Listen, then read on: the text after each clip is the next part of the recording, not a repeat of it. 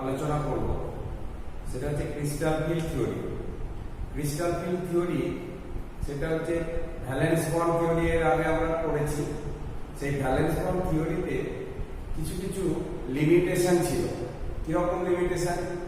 যেমন valence bond theory থেকে আমরা এটা বুঝতে পেরেছি যে যে হাইব্রিডাইজেশন যে কনসেপ্টটা, হাইব্রিডাইজেশন কনসেপ্টটা আমরা ভ্যালেন্স বন্ড থিওরি থেকে হাইব্রিডাইজেশন কনসেপ্ট দিয়ে বিভিন্ন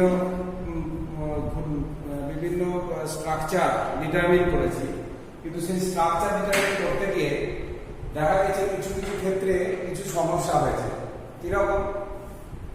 যেমন একটা বলি যে কোথায় ইলেকট্রনগুলো পেয়ার্ড হয়ে যাবে আর কোথায় পেয়ার্ড হবে না, সিঙ্গেল ইলেকট্রন থাকবে, এটা ওখানে সঠিকভাবে বলা নেই। আমরা কোথাও দেখছি পেয়ার্ড হয়ে যাচ্ছে, পেয়ার্ড হয়ে গিয়ে ডায়াম্যাগনেটিক বা ইনার অরবিটাল কমপ্লেক্স তৈরি হচ্ছে, কোথাও কোথাও আউটার অরবিটাল কমপ্লেক্স তৈরি হচ্ছে। কোথায় যে কোনটা হবে সেটা কিন্তু আমরা ওই বিবি থিওরি থেকে সঠিকভাবে বলতে পারি না।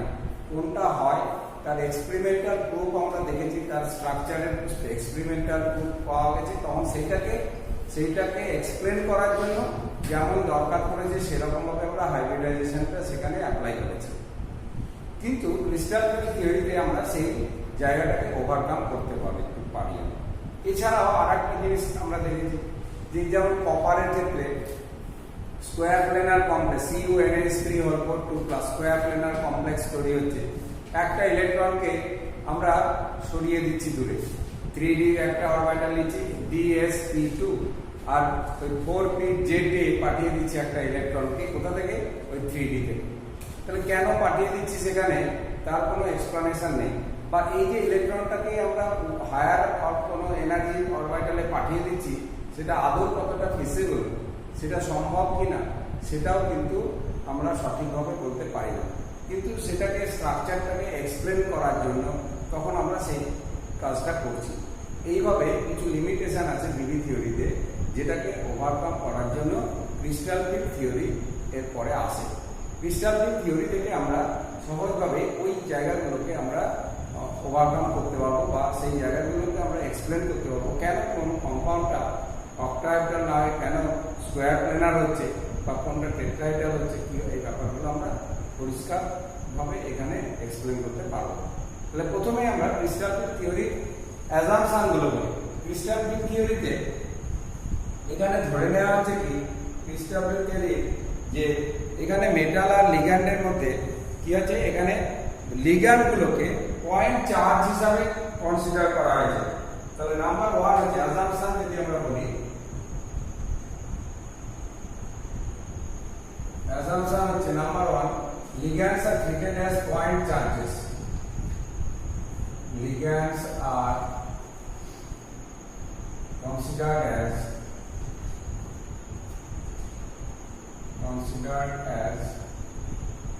point charges. Number 2, point charge একটা বিন্দু আধান হিসাবে কল্পনা করা হচ্ছে। আর কি, there is no interaction between the metal and ligand. There is no interaction between metal and ligand. Metal এবং লিগ্যান্ডের মধ্যে কোনো ইন্টারাকশন হয় না, মানে কোনো এখানে ওই ধরনের কোনো বন্ড, যেমন কোনো কোভালেন্ট বন্ড তৈরি হয় না মেটাল অরবিটালের সঙ্গে ligand orbital. So there is no interaction between metal orbital and ligand orbital. কোনো ধরনের মানে কোনো কোঅর্ডিনেট বন্ড বা কোভালেন্ট বন্ড কোনো তৈরি হয় না, কোনো ইন্টারাকশন নেই। নাম্বার 3 হচ্ছে আমরা জানি যে ডি অরবিটাল গুলোর সব এনার্জি ডি জেনারেট, মানে ডি সাবসেলে যে অরবিটাল গুলো আছে, দ্যাট মিন্স ডি অরবিটাল গুলো সব D generate.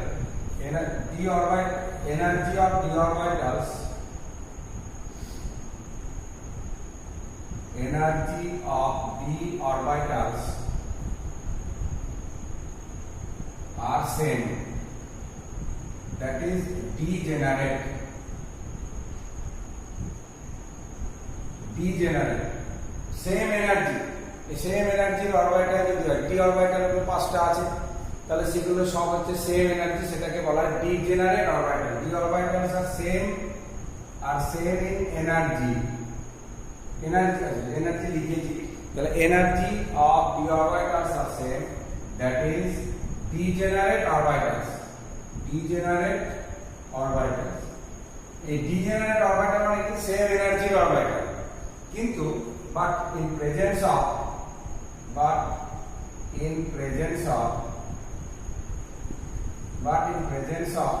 ligand, the degeneracy is lost.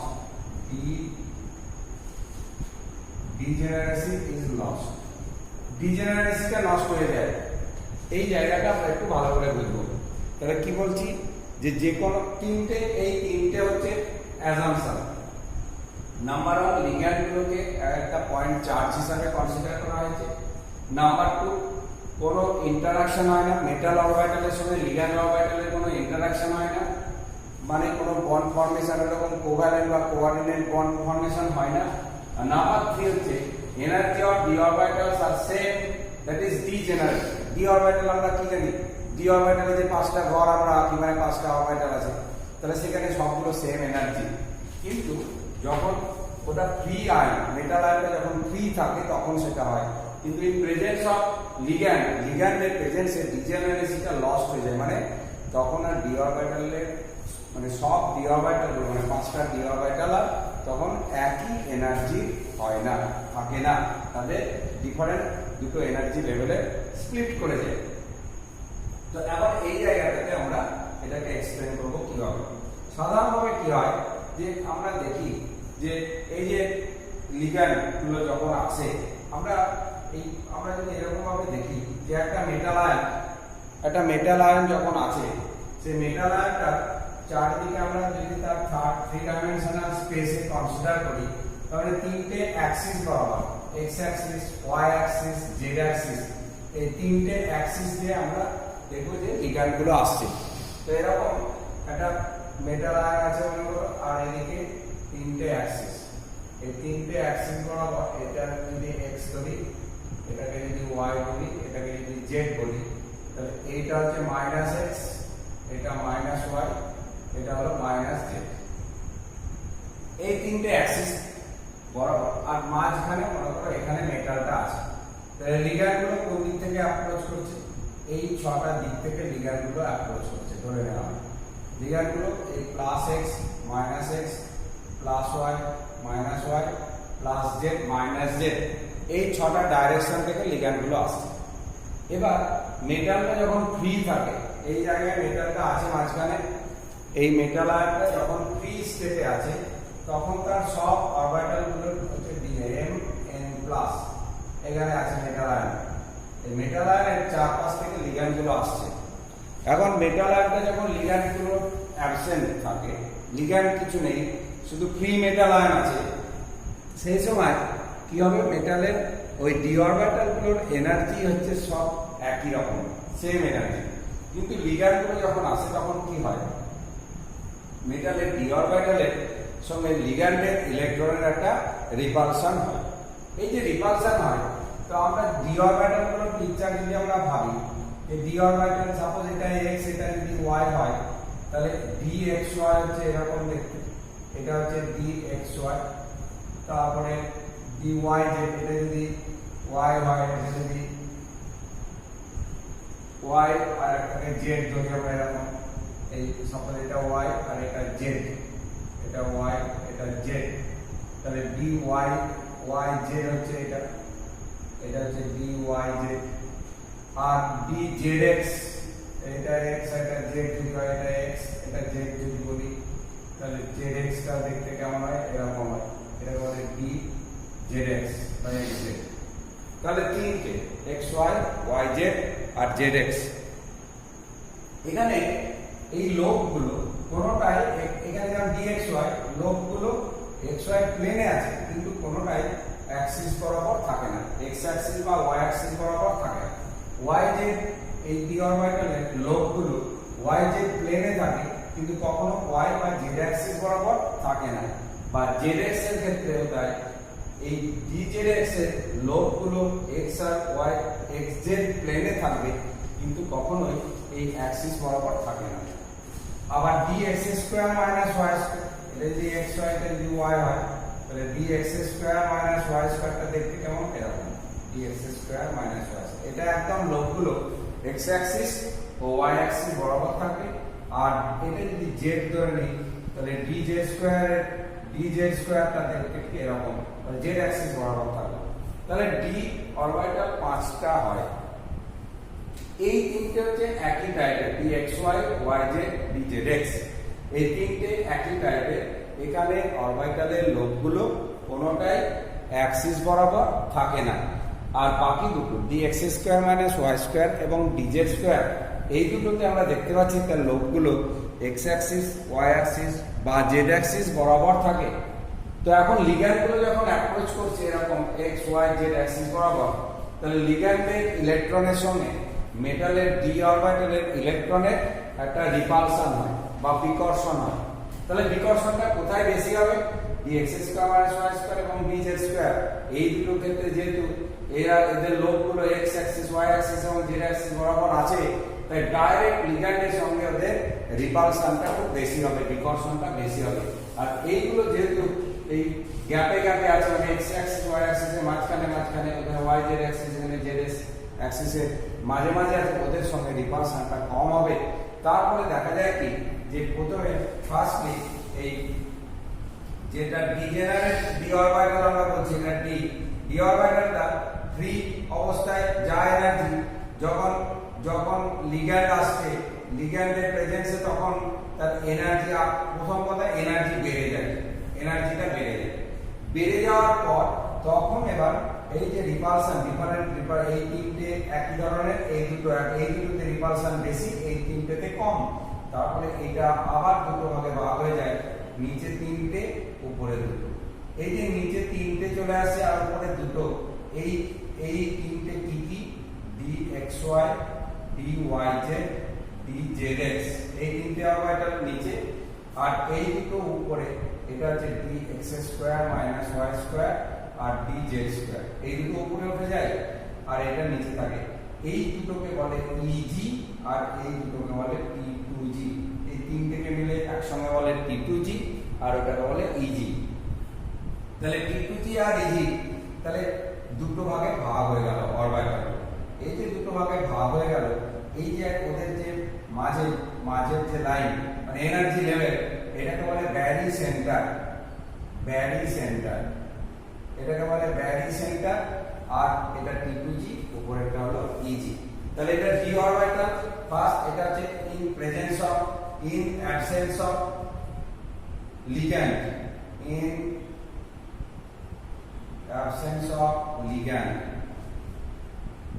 লিগ্যান্ডের অনুপস্থিতিতে আছে।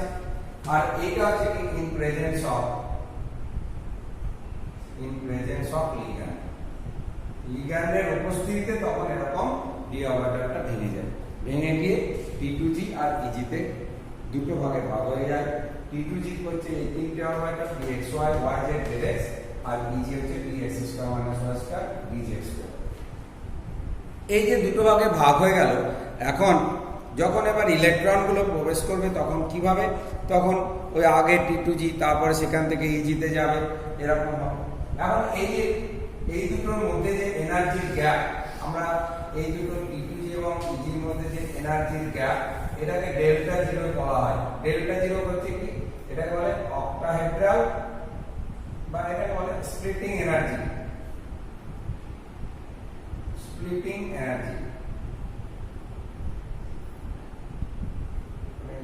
ডেল্টা জিরো এখানে লিখছি, delta zero is equal to crystal field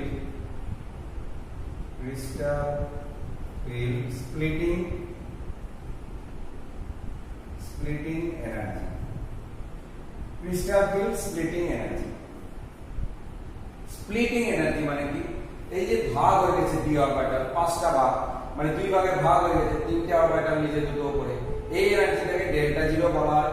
এটাকে ডেল্টা জিরো দিয়ে লেখা হয়, বা 10 BQ, এই ইউনিট দিয়ে লেখা, এটাও হচ্ছে ক্রিস্টাল ফিল্ড স্প্লিটিং এনার্জি, দুই ভাবে বলা হয়। এবং প্রত্যেকটা T2G তে যে ইলেকট্রন থাকে প্রত্যেকটার জন্য -0.4 ডেল্টা জিরো, আর উপরেরটা হচ্ছে +0.6 ডেল্টা জিরো। এইভাবে প্রত্যেকটা ইলেকট্রনের জন্য এনার্জি।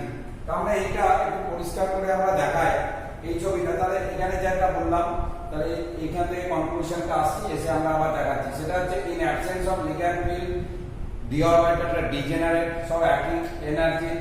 এবার in presence of ligand energy বেড়ে যায়, বেড়ে যাওয়ার পর দুই ভাগে ভাগ হয়ে যায়। একটা ভাগকে বলি T2G, আর একটাকে বলি EG।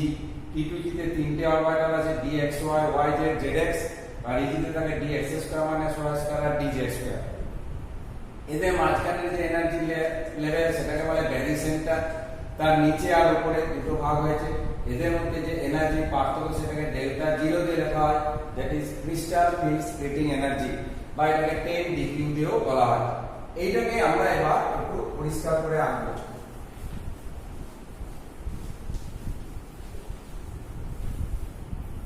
তাহলে এরকম এই পাঁচটা ডি অরবিটাল ভেঙে গিয়ে নিচে তিনটে, উপরে দুটো, এটাকে বলছি আমরা T2G, এই দুটোকে বলছি EG। এদের মধ্যে এনার্জি গ্যাপটাকে বলা হচ্ছে ডেল্টা জিরো, ডেল্টা জিরো। এখন প্রত্যেকটা ইলেকট্রনের জন্য এর এনার্জি হচ্ছে -0.4 ডেল্টা জিরো, -0.4 ডেল্টা জিরো। আর প্রত্যেকটা ইলেকট্রন উপরের EG অরবিটালের জন্য সেটা হচ্ছে +0.6 ডেল্টা জিরো, +0.6 ডেল্টা জিরো। এটা হচ্ছে -0.4 ডেল্টা জিরো পার ইলেকট্রন, এটাও তাই, পার ইলেকট্রন। তো এখান থেকে আমরা এবার আসবো যে এই যে এনার্জি দুই ভাগে ভাগ হয়ে গেল, এখন এই ডেল্টা জিরো কোন কোন বিষয়ের উপর ডিপেন্ড করে। তাহলে factors on which delta zero depends, কোন কোন বিষয়ের উপর ডেল্টা জিরোর ভ্যালু মানে স্প্লিটিং এনার্জিটা কার কার উপরে ডিপেন্ড করে। নাম্বার 1 হচ্ছে strength of ligand field, strength of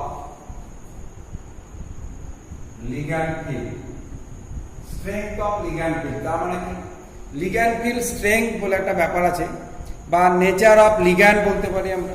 strength of ligand or nature of ligand, or nature of ligand, লিগ্যান্ডটা কেমন তার উপরে ডিপেন্ড করে। লিগ্যান্ডটা কেমন বলতে কি, আমরা একটা লিগ্যান্ডগুলোকে দুই ভাগে ভাগ করা হয়। যেসব লিগ্যান্ডগুলো এই স্প্লিটিং এনার্জিটাকে খুব বাড়িয়ে দেয় তাদেরকে বলা হয় স্ট্রং ফিল্ড লিগ্যান্ড। আর যারা কম ডেল্টা জিরো ভ্যালু, যাদের ক্ষেত্রে কম, অর্থাৎ স্প্লিটিংটা কম করায়, কম এনার্জি ডেল্টা, তাদেরকে বলে উইক ফিল্ড লিগ্যান্ড। তো এদের একটা আমি অর্ডার লিখে দিচ্ছি, I minus less than Br minus less than Cl minus less, মানে হ্যালাইড গুলোকে আগে আমরা লিখব, এরকম ভাবে হ্যালাইড গুলোকে আগে আমরা লিখব, এবং সেই ক্রিস্টাল ফিল্ড স্প্লিটিং এনার্জি তাদের উপরে ডিপেন্ড করছে। তাই আমরা দেখব I minus Br minus Cl minus, তারপরে F মাইনাস এই তিনটে হচ্ছে হ্যালাইড। এরপরে OH মাইনাস H2O, এইগুলো অক্সিজেন দিয়ে। তারপরে ammonium, ethylene diamine, ammonium NH3, তারপরে EN মানে ইথিলিন ডায়ামিন, এগুলো হচ্ছে নাইট্রোজেন দিয়ে। এরপরে NO2 minus Cl minus, NO2 minus Cn minus আর CO। এই হচ্ছে মোটামুটি ভাবে, আরো অনেক লিগ্যান্ড আছে, তো আমাদের কতগুলো যেগুলো কাজে লাগবে মোটামুটি এইভাবে আমরা লিখতে পারি। তাহলে হ্যালাইড গুলো আগে থাকবে, তারপরে অক্সিজেন, তারপরে নাইট্রোজেন, তারপরে কার্বন। এরা হচ্ছে উইক ফিল্ড লিগ্যান্ড, আর এরা হচ্ছে strong field ligand, week field ligand, strong field ligand. এখন উইক ফিল্ড লিগ্যান্ড তাহলে কাদের বলে? যে লিগ্যান্ডগুলো থাকলে ডেল্টা জিরো ভ্যালু কম হয়, মানে স্প্লিটিং এনার্জিটা কম, যাদের মানে যাদের প্রেজেন্সে স্প্লিটিং এনার্জিটা কম হয়, মানে T2G এবং EGর মধ্যে গ্যাপটা কম, তাদেরকে বলা হয় উইক ফিল্ড লিগ্যান্ড। আর যে লিগ্যান্ডের প্রেজেন্সে ডেল্টা জিরোর ভ্যালুটা খুব বেশি হবে, অর্থাৎ এই গ্যাপটা অনেক বেশি হবে, তাদের বলবো আমরা স্ট্রং ফিল্ড লিগ্যান্ড। তাহলে আমরা দেখতে পাচ্ছি যে হ্যালাইড ডোনার আমরা এরকম ভাবে লিখতে পারি, halide donor less than O donor, less than N donor, less than C donor, এরকম ভাবে আমরা লিখতে পারি। অর্থাৎ হ্যালোজেন গুলো সাধারণত কি হয়, হ্যালোজেন গুলো ইলেকট্রোনেগেটিভিটি বেশি, তার ফলে তারা ইলেকট্রন ছাড়তে চায় না। যেমন ক্লোরাইড খুব বেশি ইলেকট্রোনেগেটিভ হয়, ওই ইলেকট্রন নিজের দিকে টেনে নিয়ে এর মাইনাস হয়ে থাকতে চায়, তাহলে কি হয়, ওই ইলেকট্রন ডোনেট করতে চায় না। মানে এরা হচ্ছে পুওর নিউক্লিওফাইল। আমরা নিউক্লিওফাইল করেছি এর আগে। নিউক্লিওফাইল যারা ইলেকট্রন ডোনেট করে কোথায়, যেখানে কার্বনটা পজিটিভ চার্জ সেন্টার বা ইলেকট্রন ডেনসিটি যেখানে কম আছে সেখানে ডোনেট করে, তাহলে এরা হচ্ছে উইক নিউক্লিওফাইল। অর্থাৎ এদের ইলেকট্রন ডোনেশন টেন্ডেন্সিটা, ইলেকট্রন ডোনেট করার টেন্ডেন্সিটা কম।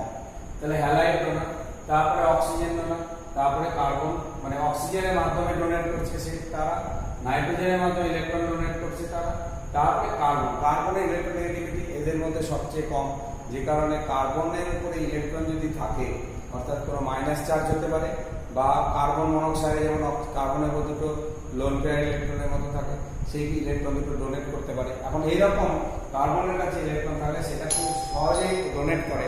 অর্থাৎ এটাই যে ওর হচ্ছে নিউক্লিওফিলিসিটি সবচেয়ে বেশি, অর্থাৎ কার্বন ডোনারটা হচ্ছে এখানে স্ট্রং ফিল্ড লিগ্যান্ড হিসাবে কাজ করে। তাহলে আমরা halide donor, oxygen donor, nitrogen donor আর কার্বন ডোনার, এই হচ্ছে আমাদের এই সিরিজটা। তাহলে এইগুলো হচ্ছে আমাদের যে লিগ্যান্ডের উইক ফিল্ড লিগ্যান্ড আর স্ট্রং ফিল্ড লিগ্যান্ড। তাহলে এইভাবে আমরা দেখবো। তাহলে দেখো না অ্যামোনিয়াটা কোথায় আছে, অ্যামোনিয়াটা ঠিক মাঝামাঝি, একটা বর্ডার লাইন বলা হচ্ছে, অ্যামোনিয়া বর্ডার লাইন। তো এই হবে, তাহলে এইভাবে আমরা ক্যাটাগরিক্যালি আমরা এটাকে আমরা ভাগ করতে পারলাম লিগ্যান্ডের কিভাবে হয়। তাহলে number 1, strength of ligand field or nature of ligand, এই হচ্ছে 1 নম্বর। নাম্বার 2 আমরা দেখবো charge of the metal ion, charge on the metal ion, charge on the metal ion, metal ion এর চার্জের উপর ডিপেন্ড করে। কি রকম, যদি মেটাল আয়ন M2+ হতে পারে বা M3+ হতে পারে, তো যত চার্জ বেশি হবে, greater the charge of the metal ion, greater is the value of delta zero. তাহলে আমরা লিখতে পারি greater the charge of the metal ion, greater is the value of delta G। তাহলে যত মেটালের চার্জ বাড়বে ততই ডেল্টা জিরোর ভ্যালু তত বাড়বে। তার মানে T2G আর EGর মধ্যে তত ডিফারেন্সটা তত বেশি হবে, এনার্জির ডিফারেন্সটা তত বেশি হবে। আর একটা নাম্বার 3 আমরা বলবো, whether the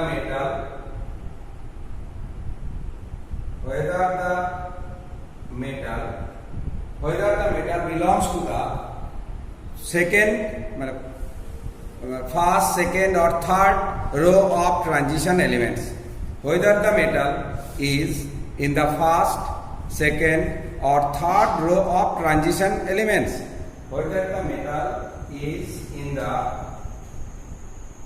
is in the first, second or third row of transition elements, third row of transition elements,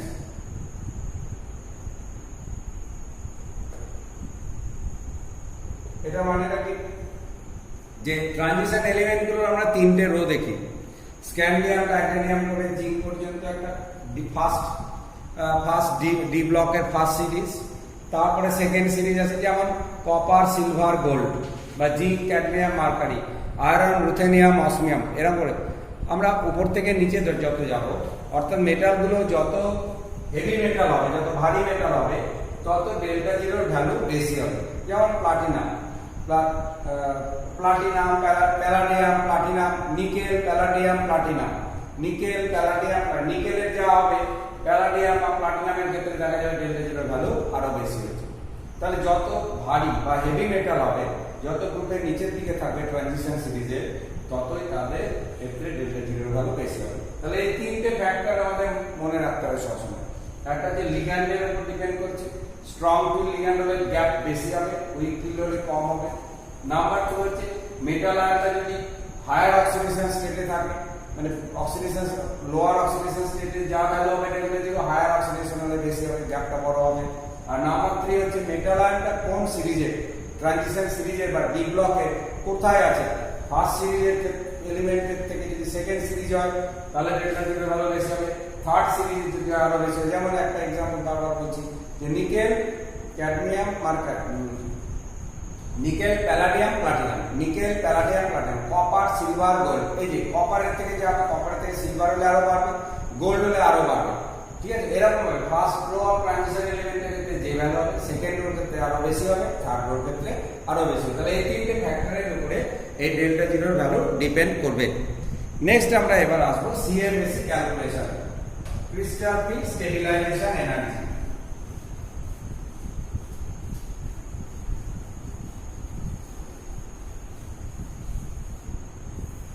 crystal field stabilization energy.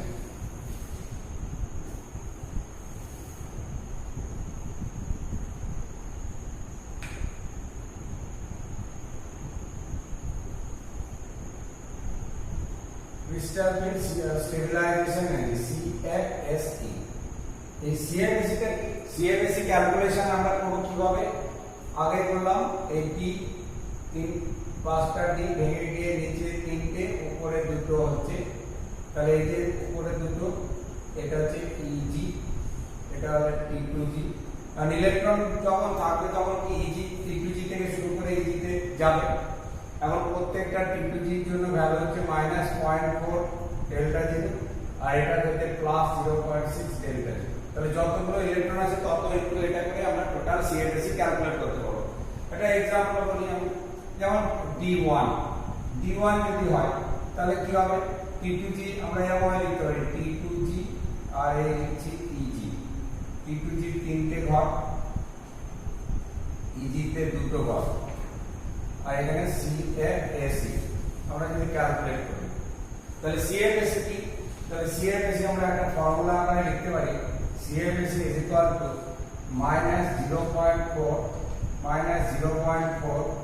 into n T2G plus 0.6 into n EG at delta G. n T2G is the number of electrons, n T2G is equal to number of electrons in T2G. n EG is equal to number of electrons in EG. EG তে কতগুলো electron সেটা n EG লেখা হচ্ছে, T2G তে কতগুলো electron সেটা n T2G সাফিক্সে এটা লেখা হচ্ছে। এই টোটাল ভ্যালুটাকে বলা হচ্ছে CFSE বা ক্রিস্টাল ফিল্ড স্টেবিলাইজেশন এনার্জি। এখন D1 যদি হয় তাহলে T2G তে একটা থাকবে, তাহলে CFSE কত হবে, CFSE হচ্ছে -0.4 into 1, that is -0.4 delta। যদি D3 হয়, D3 যদি হয় তাহলে T2G তেই থাকবে তিনটে, এখানেই থাকবে তিনটে 1 1 1 করে, EG তে কিছুই থাকবে না, তাহলে এখানে আমরা বলবো কত -0.4 into 3 is equal to -1.2 delta G। এই হচ্ছে ভ্যালু। যদি এবার আমরা আসবো যে স্ট্রং ফিল্ড, এগুলোর ক্ষেত্রে কোনো প্রবলেম হলো না, কিন্তু যদি এবার আমরা বলি এরকম যে স্ট্রং একটা লিখছি উইক ফিল্ড আর হচ্ছে স্ট্রং ফিল্ড। উইক ফিল্ড আর স্ট্রং ফিল্ড। এখানে উইক ফিল্ডের ক্ষেত্রে আমরা এখানে T2G, EG আর CFSE এই ক্যালকুলেট করব। স্ট্রং ফিল্ডের ক্ষেত্রে তাই T2G, EG আর CFSE এই আমরা ক্যালকুলেট করব। তার যেমন আমরা বলি মনে করো D4 যখন উইক ফিল্ড থাকবে তখন কি হবে, উইক ফিল্ড হলে এই দুটোর এনার্জি গ্যাপ কম, মানে 1 2 3 4 এখানে একটা চলে যাবে, তখন এরকম হবে T2G তে একটা একটা করে থাকবে, EG তে একটা চলে আসবে, মানে 1 2 3 4 এরকম হবে। মানে যখন উইক ফিল্ড তখন এই গ্যাপটা কম, তো এখান থেকে এখানে সহজে চলে যায়। তবে CFSE কি করব আমরা, -0.4 ইনটু কত 3 plus 0.6 into 1 is equal to কত, -0.6 ডেল্টা জি। হয়ে গেল। আবার যদি এরকম হয়, সাপোজ D4 এর দিক, এবার যদি স্ট্রং ফিল্ডে থাকে তাহলে কি হবে, এখানে 1 2 3 হয়ে এখানেই পেয়ার হবে, এখানে যাবে না। অর্থাৎ এখানে T2G তেই ইলেকট্রনটা থাকবে, যতক্ষণ না T2G ভর্তি হবে ততক্ষণ EG তে যাবে না, স্ট্রং ফিল্ডের প্রেজেন্সে। তাহলে এখানে 1 1 1 করে এটা পেয়ার, EG তে যাবে না। তাহলে এখন CFSE কত হবে, -0.4 ইনটু 4 মানে -1.6 ডেল্টা জি। তাহলে এই হচ্ছে CFSE ভ্যালু। এরকম ভাবে আমরা অনেক एग्जांपल এরকম নিতে পারি, তোমরা বইয়ে চার্ট করে আছে সেখান থেকে নিজেরা প্র্যাকটিস করতে পারবে। আমি একটা দেখিয়ে দিলাম। এইভাবে উইক ফিল্ড এবং স্ট্রং ফিল্ডে কিভাবে CFSE ক্যালকুলেট করতে হয় এইভাবে করতে হবে। তাহলে প্রথমে উইক ফিল্ড তাহলে কি করলাম, T2G থেকে EG তে ভর্তি। যেমন আর একটা एग्जांपल আমি দেখিয়ে দিচ্ছি, যেমন D6 suppose, D6 week field যদি হয় তাহলে কি হবে, উইক ফিল্ড হলে T2G তে থাকবে, EG তে আর যাবে, একটা একটা করে আগে ভর্তি হবে, 1 2 3 4 5 এই 6 একটা পেয়ার। তাহলে CFSE কত হবে, -0.4 into 4 plus 0.6 into 2 is equal to কত, -1.6 আচ্ছা স্টোর হলো, -1.6 plus 1.2 is equal to -0.4 delta জি। এটাই যখন স্ট্রং ফিল্ড হবে তখন কি হবে, এখানে ইলেকট্রন আগে ভর্তি হবে, T2G তে আগে ভর্তি হবে দুটো করে, তারপরে EG তে দরকার হলে যাবে, থাকলে যাবে। যেহেতু D6 তাই কোনো ইলেকট্রন EG তে যাবে না, এখানে পেয়ার হয়ে যাবে 1 2 3 4 5 6 EG তে যাবে না। তাহলে CFSE কত হবে, -0.4 ইনটু 6 যেমন -2.4 ডেল্টা। তাহলে এইভাবে আমাদের ক্যালকুলেট করতে হবে CFSE একটা এফেক্ট কি, CFSE যত বেশি হবে সেই কমপ্লেক্সের থার্মোডাইনামিক স্টেবিলিটি তত বেশি হবে। যত CFSE বেশি বলতে নেগেটিভ, মানে নেগেটিভ ভ্যালু, দ্যাট মিন্স যত বেশি নেগেটিভ ভ্যালু তত তার স্টেবিলিটি বেশি, দ্যাট মিন্স তত এনার্জি ছেড়ে দেবে। তার মানে CFSE যত বেশি হবে তত তার থার্মোডাইনামিক স্টেবিলিটি তত বেশি হবে, এটা মনে রাখতে হবে। আর একটা আমরা বলি যে এই যে ক্যালকুলেশনে আমরা পেয়ারিং এনার্জি বলে আর একটা ব্যাপার আছে, সেই ব্যাপারটা একটু বলি। পেয়ারিং এনার্জি, সেই পেয়ারিং এনার্জিটা এখানে আমরা কনসিডার করি না করে আমরা CFSE ক্যালকুলেট করলাম। এখন CFSE ক্যালকুলেশনটা পেয়ারিং এনার্জিকে ধরেও ক্যালকুলেট করা যায়। কিরকম, আমি একটা एग्जांपल বলছি। পেয়ারিং এনার্জি মিন্স কি, পেয়ারিং এনার্জি এটাকে P দিয়ে লেখা হয়। পেয়ারিং এনার্জি হচ্ছে দুটো ইলেকট্রনকে পেয়ার করতে গেলে যে এনার্জি দিতে হবে সেটাই হচ্ছে pairing energy, energy required to pair two electrons. একটা एग्जांपल বলি, যেমন এই D4, এই D4 এর বললাম, D4 এর ক্ষেত্রে উইক ফিল্ডের কোনো ব্যাপার নেই। স্ট্রং ফিল্ডের ক্ষেত্রে কি হচ্ছে, স্ট্রং ফিল্ডের ক্ষেত্রে আমরা দেখছি এখানে পেয়ার হয়েছে। তাহলে CFSE আমরা যখন লিখব তখন কত হয়েছে, -1.6 ডেল্টা জিরো প্লাস P, একটা পেয়ার হয়েছে তাই একটা পেয়ারিং এনার্জি। পেয়ারিং এনার্জিটাকে পজিটিভ লিখতে হয়, তার কারণটা কি, পেয়ার করার জন্য, দুটোকে জোড়বদ্ধ করার জন্য কিছু এনার্জি দিতে হয় বাইরে থেকে। এনার্জি দিতে হলে কি হয়, সেটা এনার্জিটা হয় পজিটিভ, তাই প্লাস P। আর সিএফএসি সাধারণত নেগেটিভ হবে, এটা মাইনাস এটা প্লাস। আবার যদি আমরা দেখি D6 এর ক্ষেত্রে উইক ফিল্ড আর স্ট্রং ফিল্ড দুটোতেই আমরা বের করেছি স্ট্রং ফিল্ড। তাহলে উইক ফিল্ডে আমরা পেয়েছি কত -0.4 ডেল্টা 0 প্লাস দেখো একটা পেয়ার হয়েছে, তাহলে একটা পেয়ারিং এনার্জি। স্ট্রং ফিল্ডের ক্ষেত্রে কত হয়েছে -2.4 ডেল্টা 0 প্লাস কতগুলো পেয়ার হয়েছে একটা দুটো তিনটে, তাহলে প্লাস 3p এইভাবে লিখতে হয় পেয়ারিং এনার্জি দিয়ে। তবে তোমাদের সিলেবাসে পেয়ারিং এনার্জি দিয়ে নেই বা কোশ্চেনে এরকম পেয়ারিং এনার্জি দিয়ে সাধারণত আসে না, এগুলো জয়েন্টের কোশ্চেনে আসবে। জয়েন্টের কোশ্চেনে পেয়ারিং এনার্জি দিয়ে অনেক সময় থাকে, সেই আইডিয়াটা দেওয়ার জন্য বললাম। তা না হলে তোমরা নর্মাল যে ক্যালকুলেশনটা আমরা করেছি সেই ক্যালকুলেশন এভাবেই করলেই চলবে। কিন্তু পেয়ারিং এনার্জি দেওয়া থাকা মানে বুঝে নিতে আমরা কি বুঝলাম যে যতগুলো পেয়ার ইলেকট্রন ততগুলো পেয়ারিং এনার্জি, ততগুলো প্লাস p ততগুলো লিখব। এই হচ্ছে সিএফএসি ক্যালকুলেশন। তাহলে এই অক্টাহেড্রাল ফিল্ডে আমরা অক্টাহেড্রাল কমপ্লেক্সের আমরা এগুলো ডিসকাস করলাম, যেখানে T2G এবং EG দুই ভাগে ভাগ হয়ে যাচ্ছে, আর তার ফলে সিএফএসি কত হবে সেগুলো ক্যালকুলেট করলাম। সিএফএসি যত বেশি হবে তত তার থার্মোডাইনামিক স্টেবিলিটি তত বেশি হবে। তো এই হচ্ছে আমাদের ক্রিস্টাল থিওরি।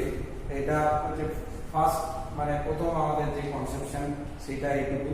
নেক্সট এবার আমরা আসবো এই অক্টাহেড্রাল ফিল্ডের মধ্যে যদি কোনো ডিস্টরশন হয়, মানে ডিস্টরশন বলতে আমরা কি বুঝছি যে একটা অক্টাহেড্রাল কমপ্লেক্স তৈরি হচ্ছে, অক্টাহেড্রাল কমপ্লেক্সে 6টা লিগ্যান্ড থাকছে, সেই 6টা লিগ্যান্ড কি হচ্ছে 6টা লিগ্যান্ড মেটাল থেকে সবাই সমদূরবর্তী একই ডিসটেন্সে আছে। মানে আমরা এরকম বলতে চাইছি যে একটা অক্টাহেড্রাল কমপ্লেক্স যদি আমরা দেখি, অক্টাহেড্রাল কমপ্লেক্সে অক্টাহেড্রালের যদি আমরা পিকচারটা দেখি, তো এই অক্টাহেড্রালের এই মাঝখানে মেটালটা আছে আর এই 6টা লিগ্যান্ড আছে, এই এল এগুলো।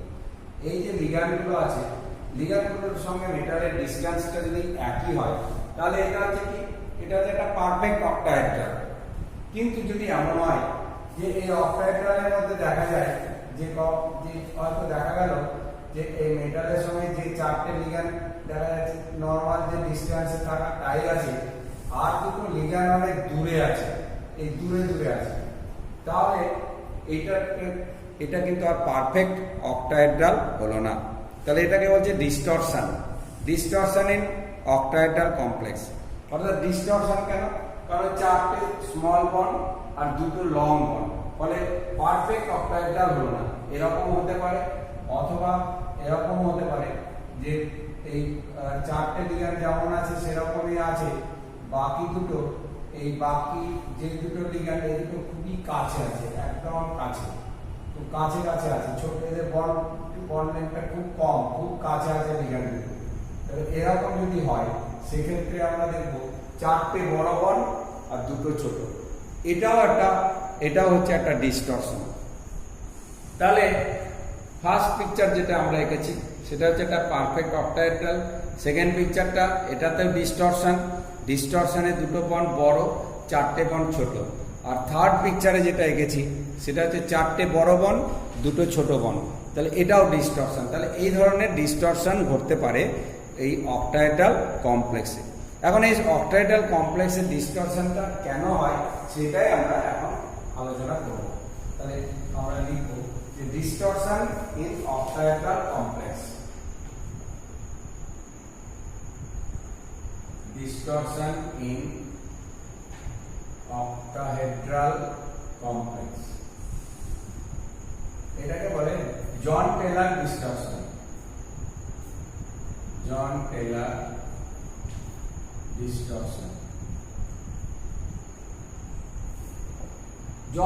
ডিস্টরশন হয়। এখন ডিস্টরশন কিভাবে হয়? আমরা যদি দেখি যে ইলেকট্রনিক কনফিগারেশন কিছু সিমেট্রিক্যাল অ্যারেঞ্জমেন্ট থাকে, সিমেট্রিক্যাল ইলেকট্রনিক কনফিগারেশন বা সিমেট্রিক্যাল ইলেকট্রনিক অ্যারেঞ্জমেন্ট আমরা কতগুলো লিখতে পারি। সিমেট্রিক্যাল কোথায়? যেখানে ইলেকট্রনগুলো সিমেট্রিক্যালি ফিল্ড, মানে T2G এবং EGতে সিমেট্রিক্যালি ফিল্ড থাকে। তাহলে আমরা প্রথমেই আগে দেখে নিই symmetrical electronic configuration, symmetrical electronic configuration. Symmetrical হলে সেখানে ইলেকট্রনগুলো আমরা দেখব কিভাবে অ্যারেঞ্জ থাকে T2G এবং EG-তে, এবং নেচার অফ লিগ্যান্ড ফিল্ড কিরকম হয় সেগুলো আমরা দেখব। তাহলে এখানে আমরা লিখছি এভাবে T2G EG, nature of ligand field, আর এখানে আমরা কিছু এক্সাম্পল দেব,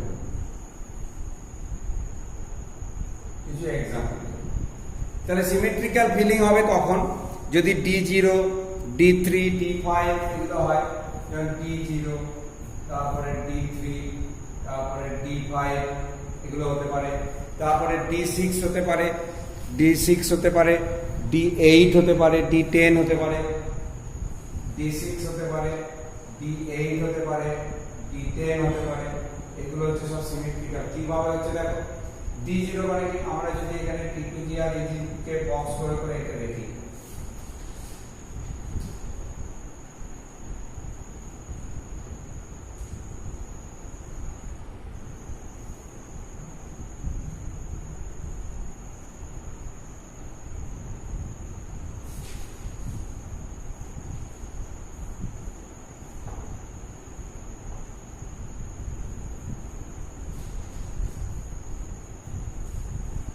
আমরা T2G তিনটে ঘর আর EG দুটো করে ঘর আমরা লিখব। D0 মানে কি, কোনো ইলেকট্রন থাকবে না, তাহলে সেখানে এটা নেচার অফ লিগ্যান্ড হচ্ছে এটা স্ট্রং হতে পারে, স্ট্রং অর উইক, যে কোনো ফিল্ডে কোনো ইলেকট্রন নেই। D3 যখন হবে সেটাও তাই, স্ট্রং আর উইক। D3 মানে T2G তে তিনটে ইলেকট্রন থাকবে, তাহলে এটাও হবে স্ট্রং অর উইক ফিল্ড। যে কোনো ফিল্ডে এরা বলে স্ট্রং ফিল্ড হলে T2G তে থাকবে, উইক ফিল্ড হলেও থাকবে, আগে তো T2G তে ভর্তি হবে তারপরে তো যাবে। আর D5 যদি হয়, D5 এর সিমেট্রিক্যাল, আমরা করছি সিমেট্রিক্যাল ইলেকট্রনিক কনফিগারেশন। তাহলে সিমেট্রিক্যাল হওয়া মানে সব জায়গায় একই রকম হয়, T2G তেও যা আছে EG তেও একই, এখানে তিনটে এখানে দুটো। এটা একমাত্র উইক ফিল্ড হলে হবে, যদি এটা স্ট্রং ফিল্ড হতো এই দুটো এখানে পেয়ার হয়ে যেত। এবার D6 একইভাবে আমরা কি দেখব, এটা স্ট্রং ফিল্ডের প্রেজেন্স হবে, এখানে একটা, দুটো, তিনটে, চারটে, পাঁচটা, ছটা, এইখানে পেয়ার হয়ে যাবে, তাহলে এটা সিমেট্রিক্যাল। এখানে কোনো ইলেকট্রন নেই, তাহলে এটা অবশ্যই স্ট্রং ফিল্ডের প্রেজেন্সে, স্ট্রং লিগ্যান্ডের প্রেজেন্সে এটা হবে। তেমনি D8 যদি আমরা দেখি, D8 এর ক্ষেত্রে T2G তে তিনটে, তারপরে EG তে দুটো দেব, তারপরে আবার T2G তে সব পেয়ার হয়ে যাবে, তাহলে এরকম 1 2 3 4 5 6 7 8, তাহলে এটা উইক ফিল্ডের প্রেজেন্সে রাখবো।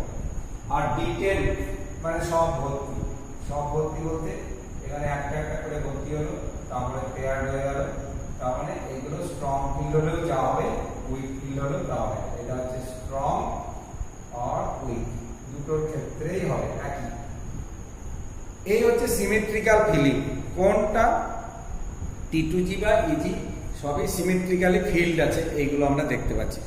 এক্সাম্পল আমরা লিখতে পারি কিছু, যেমন এখানে D0 মানে Ti, টাইটানিয়াম TiF6, টাইটানিয়াম হচ্ছে TiF6 2 মাইনাস যদি করি আমরা, তাহলে এখানে Ti4 প্লাস, তার মানে Ti ওখানে কোনো ইলেকট্রন থাকে না, এটা হতে পারে। তারপরে ক্রোমিয়ামের আমরা D3, ক্রোমিয়াম 3 হয়, CrH2O6 3 প্লাস, এটার ক্ষেত্রে হতে পারে। তারপরে D5 আমরা জানি খুব কমন, ম্যাঙ্গানিজের হয় আমাদের, ম্যাঙ্গানিজ 2 প্লাস, তাহলে MnF6 4 মাইনাস, এটা। তারপরে D6 এর ক্ষেত্রে আয়রনের হয়, কোবাল্টের হয়, দুটোর ক্ষেত্রেই আমরা পাবো। আয়রনের ক্ষেত্রে কি হবে, Ap সায়ানাইড CnO6 3 D6 বলা আছে, তাহলে Ap এখানে আয়রন 2 প্লাস হবে, তার মানে এখানে চারটে সায়ানাইড 6টা, তাহলে এখানে 4 মাইনাস হবে, মানে ফেরোসায়ানাইড K4APCN6 সেই ফেরোসায়ানাইড আয়নটা এটা হবে।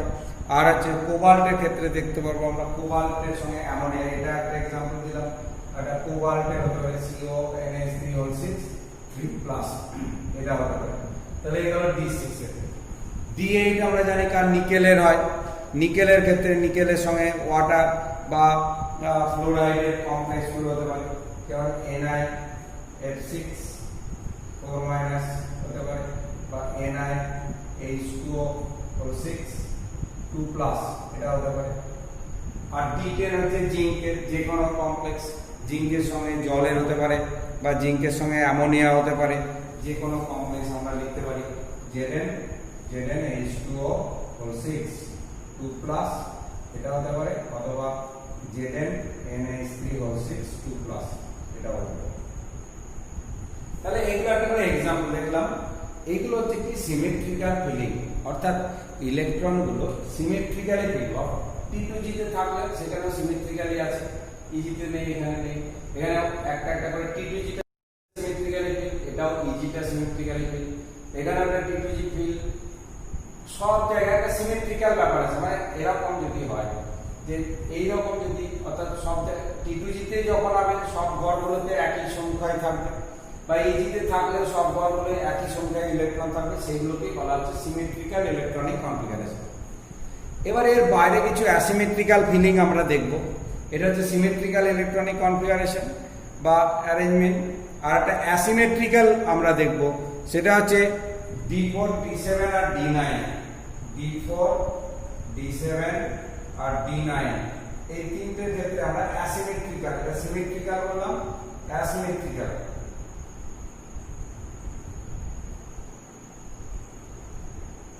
asymmetrical electronic arrangement কিরকম হয়? asymmetrical arrangement যেমন D4 মানে চারটে ইলেকট্রন আছে, যদি উইক ফিল্ড হয় তাহলে এরকম আমরা T2G করে আঁকছি। এই T2G তে তিনটে ঘর, EG তে দুটো ঘর।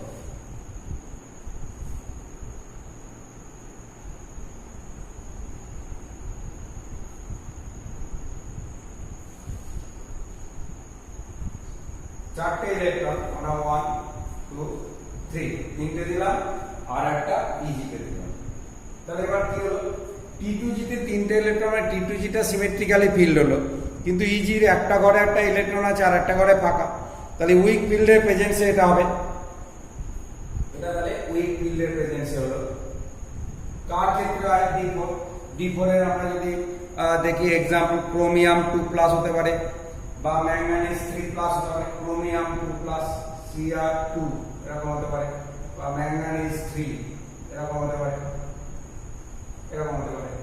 এদের ক্ষেত্রে আমরা এই জিনিসটা পাবো অ্যাসিমেট্রিক্যাল ফিলিং। D7 যখন আমরা দেখব, D7 স্ট্রং ফিল্ড যদি হয় তখন আমরা এই অ্যাসিমেট্রিক্যাল ফিলিং দেখতে পাবো। স্ট্রং ফিল্ড যদি কোন এখানে 7টা ইলেকট্রনে 1টা 2 3টে স্ট্রং ফিল্ডে করছি আমরা, তাহলে 6টা এখানে হলো, এখানে 1টা। D9 এ যদি করি তাহলে কি করব আমরা, এখানে 3টে 4টে 5 6 7 8 9। এবার দেখো D7 এ এখানে তিনটে একই রকম, তিনটে ঘরে একই রকম, কিন্তু EG তে একটা ঘর ফাঁকা, একটাতে একটা ইলেকট্রন আছে। তাহলে এখানে asymmetrical filling of EG orbital. D9 এ এখানে দুটো আছে, এখানে একটা আছে, EG দুটো ঘর দু রকম হবে, তাহলে ওটাও অ্যাসিমেট্রিক্যাল ফিলিং হয়ে গেল। তাহলে এইভাবে আমরা দেখব কি যে অ্যাসিমেট্রিক্যাল, এগুলো সবগুলো কি, এটা যেমন D7 এর এটা অবশ্যই একটা স্ট্রং ফিল্ডের প্রেজেন্সে এরকম হবে। উইক ফিল্ড হলে তো আগে এখানে একটা যেত, তারপরে পেয়ার হবে। এটা কি D9, এটা স্ট্রং বা উইক, স্ট্রং আর উইক যা করবো তাতেই হবে, কারণ এর বাইরে অন্য কোনো অ্যারেঞ্জমেন্ট নেই। তাহলে এবার ওর एग्जांपल কি আমরা দেখব, D7 এর ক্ষেত্রে কোবাল্ট 2+ নিকেল 3+ এটা হবে, কোবাল্ট 2+ নিকেল 3, কোবাল্ট 2 আর নিকেল 3 এদের ক্ষেত্রে এটা পাবো। আর এটার ক্ষেত্রে কপার 2 আমরা দেখতে পাবো, কপার 2 3D9। তাহলে এই হচ্ছে एग्जांपल।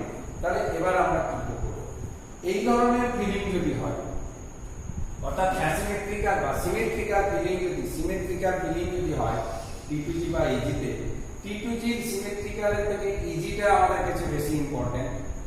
এই সিমেট্রিক্যাল ফিলিং হলে কি হবে আর অ্যাসিমেট্রিক্যাল ফিলিং হবে কি হবে সেইটা একটু বলি। যখন লিগ্যান্ডগুলো আসে, যখন লিগ্যান্ডগুলো ওই x axis y axis z axis দিয়ে আসছে, তখন রিপালশনটা কোথায় বেশি হয় আমরা বললাম? ইজি তে বেশি হয় আমরা দেখেছি। ইজি তে যদি বেশি হয় তাহলে ইজি তে যদি ইলেকট্রন ইজির যে দুটো ঘর dx² - y² আর dz², এই দুটো ঘরে যদি ইলেকট্রন একই রকম ভাবে থাকে তাহলে সেক্ষেত্রে একই রকমের রিপালশন কাজ করে ইজি। ফলে সেক্ষেত্রে যে কমপ্লেক্সটা তৈরি হয় সেটা হচ্ছে রেগুলার কমপ্লেক্স, অর্থাৎ সেখানে তার একদম রেগুলার অক্টাইডটা তৈরি হয়। কিন্তু যদি অ্যাসিমেট্রিক্যাল ফিলিং হয় মানে ইজিতে T2G তে অ্যাসিমেট্রিক্যাল ফিলিং হলে খুব অসুবিধা নেই, তার কারণ T2G এর অরবিটালগুলো dxy yz zx এগুলো কোনোটাই লিগ্যান্ডের সঙ্গে ডাইরেক্ট ইন্টারঅ্যাকশন নেই, মানে লিগ্যান্ডের বরাবর অর্থাৎ x y বা z অ্যাক্সিস বরাবর থাকে না বলে লিগ্যান্ডের ইলেকট্রনের সঙ্গে তার রিপালশনটা হয় না, কম হয়। যে কারণে এদের অ্যাসিমেট্রিক্যাল ফিলিং যদি হয় মানে কম বেশি, কোনো ঘরে বেশি কোনো ঘরে কম, সেক্ষেত্রে সেটার ক্ষেত্রে ওই বিকর্ষণ বা রিপালশনটা কম বেশি ব্যাপার থাকে না। কিন্তু ইজিতে যদি অ্যাসিমেট্রিক্যাল ফিল হয়, কোনোটা একটা মানে dx² - y² এবং dz² কোনোটায় ফাঁকা কোনোটায় আছে, কোনোটায় দুটো কোনোটায় একটা আছে, এরকম হলে ওই দেখা যাবে কি যে x অ্যাক্সিস y অ্যাক্সিস বা z অ্যাক্সিস বরাবর যে লিগ্যান্ডগুলো আসছে সেখানে রিপালশন বা বিকর্ষণটা বিভিন্ন রকম হয়ে যাচ্ছে। সেটা কি রকম হয় আমরা একটু এবার এইটাকে নিয়ে পড়ব। এই সিমেট্রিক্যাল ফিলিং হলে কোনো প্রবলেম নেই, সেখানে কমপ্লেক্স যেটা তৈরি হয় সেটা একদম রেগুলার অক্টাইড্রাম কমপ্লেক্স তৈরি হয়। কিন্তু যখন অ্যাসিমেট্রিক্যাল ফিলিং হবে তখন কি হবে?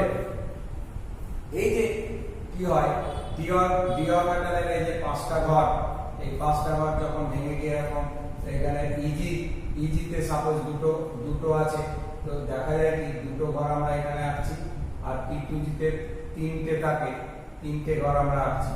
সাধারণত কি হয় এই T2G আর EG এরা তো ডিজেনারেট মানে দুটো সেম এনার্জি, মানে এটা T2G এটা EG। এখন দেখা যাবে কি যে লিগ্যান্ডগুলো যখন আসছে তখন x অ্যাক্সিস y অ্যাক্সিস আর z অ্যাক্সিস বরাবর আসে, x y আর z। এই যখন আসছে তখন আমরা বলি EG হচ্ছে কি dx² - y²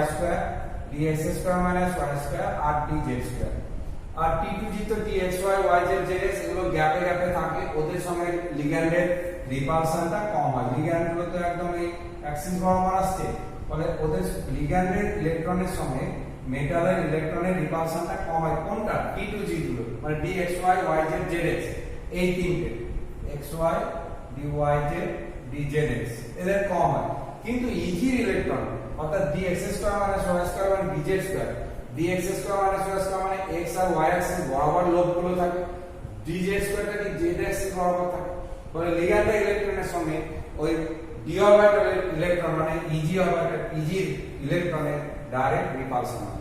এখন যদি EG অরবিটালটা অ্যাসিমেট্রিক্যালি ফিল থাকে, যদি এরকম দেখা যায় EG তে দুটো ঘরে একটাতে ইলেকট্রন আছে, কি হতে চাই সেই ইলেকট্রনগুলো এবার লিগ্যান্ডের সঙ্গে রিপালশনটা কমানোর জন্য দেখা যায় কি, আমরা একটা एग्जांपल দিয়ে বলি তাহলে এটা জিনিসটা আরো ভালো হবে। ধরো D8, সাপোজ একটা D8 আছে, D8 যদি হয় তাহলে কি হবে? D8 তাহলে এখানে একটা দুটো তিনটে চারটে পাঁচটা ছটা, এবার হাই স্ট্রং ফিল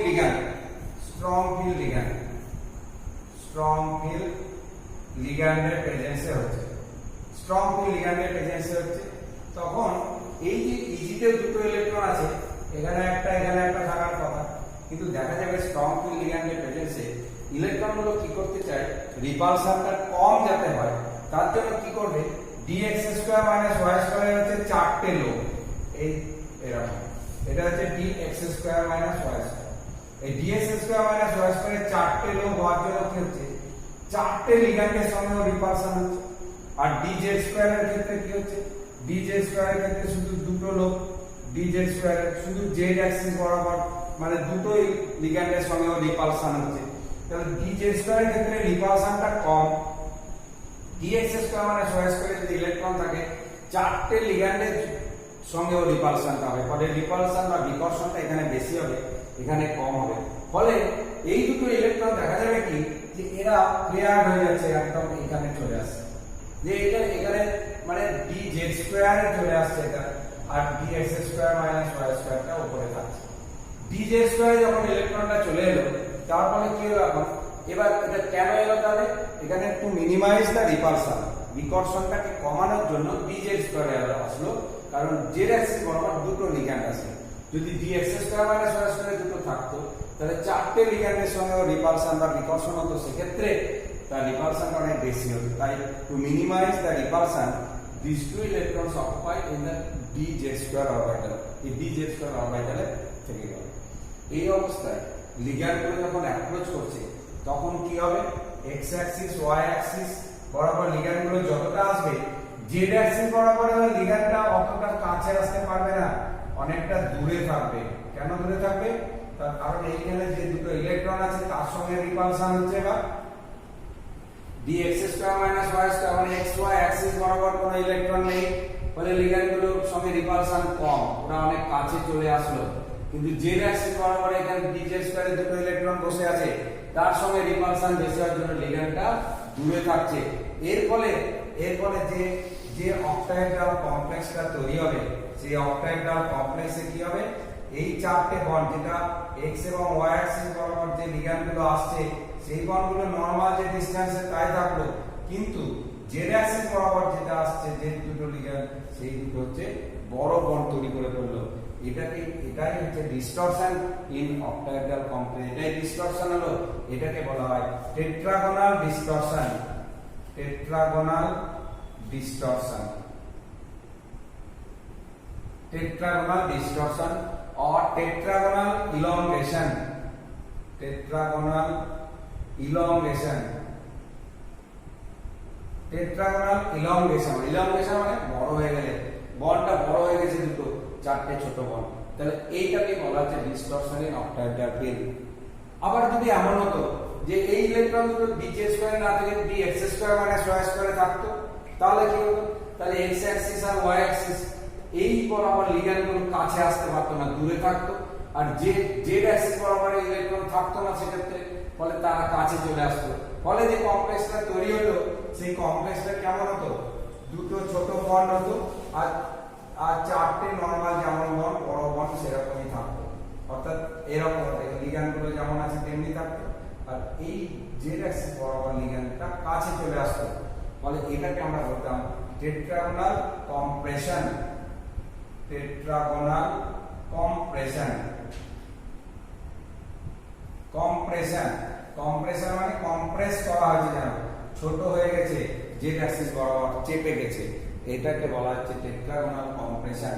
তাহলে টেট্রাগোনাল ইলংগেশন, টেট্রাগোনাল কম্প্রেশন, এই দুটোকেই একসঙ্গে বলা হচ্ছে জন টেলর ডিস্টরশন। জন এবং টেলর দুজন সায়েন্টিস্ট এটা এক্সপ্লেন করেছিলেন, এটা হচ্ছে জন টেলর ডিস্টরশন বলা হচ্ছে। তাহলে এই দুটো টাইপেরই, যদিও এই টাইপটা tetragonal elongation is more common than tetragonal compression, এটার থেকে এটাই বেশি কমন, কারণ স্বাভাবিকভাবে আমরা বুঝতে পারছি যে রিপালশন বা বিকর্ষণটা কম হবে দুটো লিগ্যান্ডের জন্য z² এর ক্ষেত্রে, dz² এর ক্ষেত্রে, ফলে সেইখানে ইলেকট্রনটা বসে থাকবে, এখানে থাকবে না। ফলে x আর y অ্যাক্সিস বরাবর চারটে লিগ্যান্ড কাছে চলে আসবে, z অ্যাক্সিস বরাবর লিগ্যান্ড দুটো দূরে থাকবে। এটাই সাধারণ ঘটনা, এটা বেশি ঘটে, এটা কম হয়।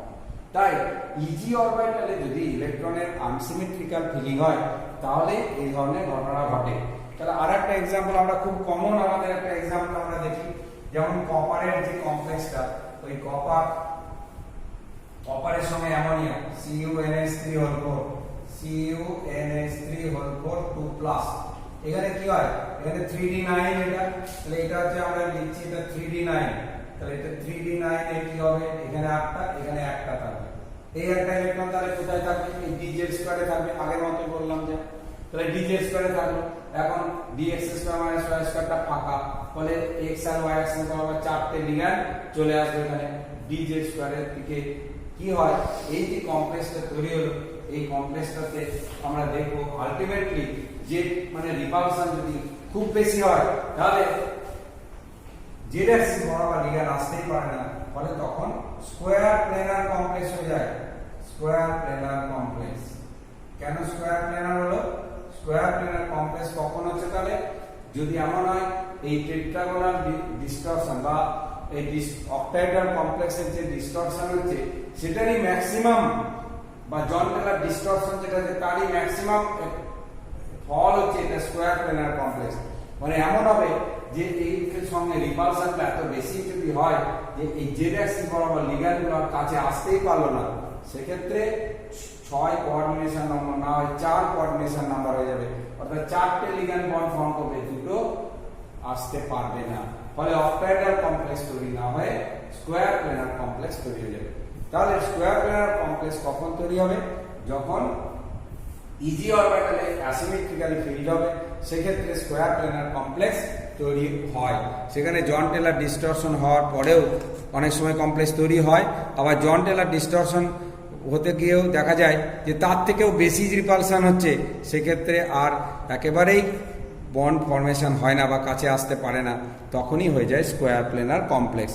তাহলে স্কোয়ার প্লেনার কমপ্লেক্সের আমি একটা চার্ট বানিয়ে দিচ্ছি তোমাদের, সেই চার্টটা দেখবে কাদের ক্ষেত্রে হয়, কোন ফিল্ডের প্রেজেন্সে হয়, সেইটা তাহলে এখান থেকে তোমরা পড়তে পারবে।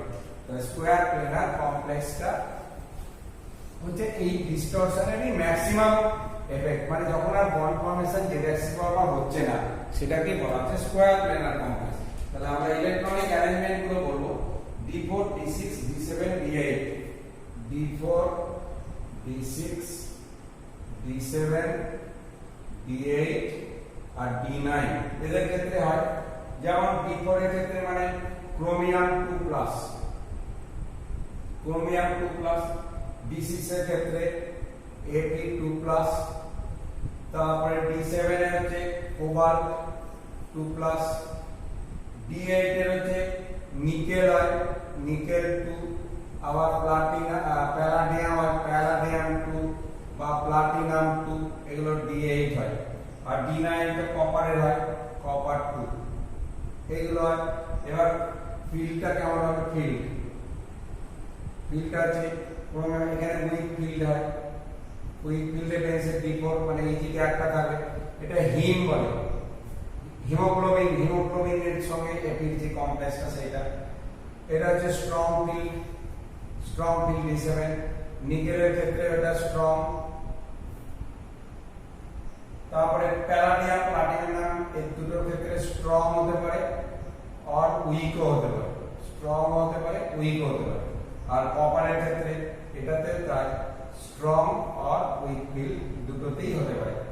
তাহলে এই যে এইগুলোর ক্ষেত্রে আমরা দেখব যে স্কোয়ার প্লেনার কমপ্লেক্স তৈরি হচ্ছে, এদের ক্ষেত্রে স্কোয়ার প্লেনার কমপ্লেক্স তৈরি হয়। তার মানে অ্যাসিমেট্রিক্যাল D4 উইক ফিল্ড মানে P2G তে 3টে, ইজিতে একটা। D6 এখানেও তাই, হিমের প্রেজেন্সে ওখানে দেখবো আমরা এই ইজিতে একটা থাকবে, মানে উইক ফিল্ড হয়ে গিয়ে ওখানে দুটো, এখানে হিমের প্রেজেন্সে এটা হয় দুটো হিম, এটা এক্সেপশনাল, এটা তোমরা আলাদা করে এটা না পড়লেও চলবে। এখানে দেখো D7 কোবাল্টের 7 মানে এদিকে 3টে, দুটো 5টা, 6টা 7টা, অর্থাৎ এটা স্ট্রং ফিল্ডে যখন থাকবে তখন কিরকম হবে? এখানে 3টে থাকবে, ইজিতে দুটো, এখানে 1টা 2টো 3টে 4টে 5টা 6টা, আর এই ইজিতে একটা, এটা হচ্ছে D2G, এটা ইজি। এরকম নিকেলের ক্ষেত্রে স্ট্রং ফিল্ড যখন D8 মানে 6টা 2টো, আমরা তো D8 এর দেখালাম एग्जांपल। আর প্যালাডিয়াম আর প্লাটিনামের ক্ষেত্রে স্ট্রং বা ওই দুটোতেই হয়, তার কারণ কি? কারণ প্যালাডিয়াম আর প্লাটিনাম হচ্ছে নিকেল, প্যালাডিয়াম, প্লাটিনাম D8 এর নিচে থাকে ওরা, মানে নিকেলের নিচে আছে। আমরা আগে বললাম যারা হেভি মেটাল, যারা ভারী মেটাল, তাদের ক্ষেত্রে কিন্তু ডেল্টা জিরো ভ্যালু এমনিতেই বেশি হয়ে যায়, তাই স্ট্রং ফিল্ড বা উইক ফিল্ড যাই থাক না কেন তাদের ক্ষেত্রে এটা হবে। আর কপারেরটা তো বললাম।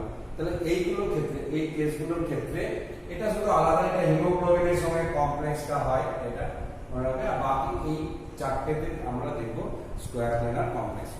তো আজ এইটুকুই থাকুক, এরপরে আমরা কালার বা টেট্রাহেড্রাল কমপ্লেক্স এগুলো বলা গেছে, সেগুলো আমরা নেক্সট ক্লাসে আলোচনা করব। তোমরা এগুলো এটা দেখে আশা করি অনেকটা শিখতে পারবে। এরপরে বইটা একটু দেখবে, তাহলে তোমরা ভালোভাবে শিখে নিতে পারবে। ধন্যবাদ।